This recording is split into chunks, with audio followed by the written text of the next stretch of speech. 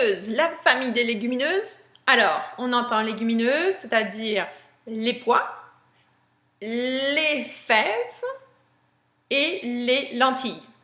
Aujourd'hui, on va faire un petit zoom sur, on va prétendre qu'on prend les pois chiches. Comment est-ce qu'on prépare des pois chiches de A à Z? On les a secs. On les achète secs, c'est difficile à dire, acheter secs, et on les laisse tremper toute une nuit sur le comptoir. Arrivé le matin, on les rince super bien à l'eau fraîche.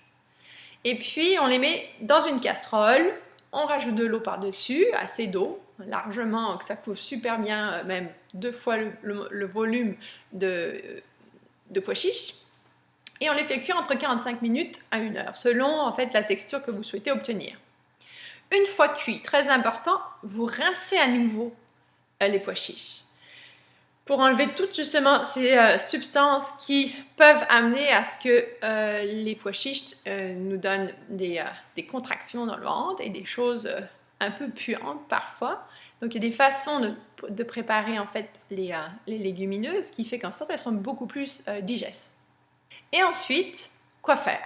Alors, je vais vous donner quelques suggestions. 1. Vous pouvez décider de vous faire un houmous. C'est une petite trempette agréable pour l'apéritif, en snack, en collation ou tout simplement pour mettre dans des sandwichs. D'ailleurs, je vais mettre le lien pour la recette sur mon blog pour ceux que ça intéresse.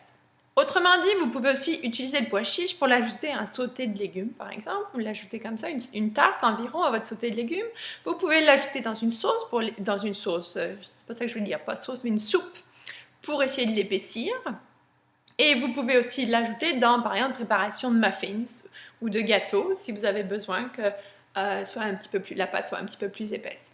Encore, vous ne savez pas quoi en faire ce jour-là, vous avez juste besoin de quelques pois chiches comme ceci, il vous en reste toute une tonne. Je vous conseille d'ailleurs d'en faire cuire beaucoup à la fois et ensuite vous les séparez en petites quantités, l'équivalent d'une tasse en frais, et puis vous les mettez dans des petites boîtes ou dans des sacs à congélateur et vous les mettez dans le congélateur. Comme ça, c'est prêt, c'est cuit. Vous avez juste à le sortir au moment où vous en avez besoin. Maintenant, j'aimerais faire un petit retour à l'étape du trempage.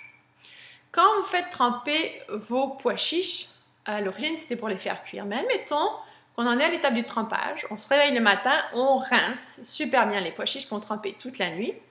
Puis on les égoutte à nouveau. On les laisse toute la journée sur le comptoir. Arrivé le soir, je les rince à nouveau. Je les laisse toute la nuit sur le comptoir. Au bout de 3, 4, 5 jours, ce que vous allez voir apparaître, ce sont des petits germes qui vont sortir du pois chiche. Autrement dit, vous serez en plein processus de germination de pois chiches. Donc, si vous avez la patience de faire ceci, c'est vraiment formidable parce que ce que fait le germe, en fait, c'est qu'il réunit tous les ingrédients principaux nécessaires à la vie d'une plante. Donc, les légumineuses qui sont germées sont encore plus, si vous voulez, remplies des nutriments dont on a besoin, comme les protéines, les fibres, les vitamines, etc., etc.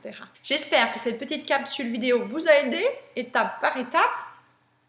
Si vous avez aimé la vidéo, cliquez sur like et puis n'hésitez pas à partager sur Twitter, Facebook ou les autres médias sociaux.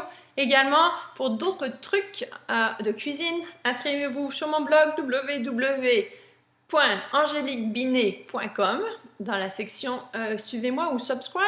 Vous laissez votre adresse email et vous recevrez la prochaine vidéo. À très bientôt!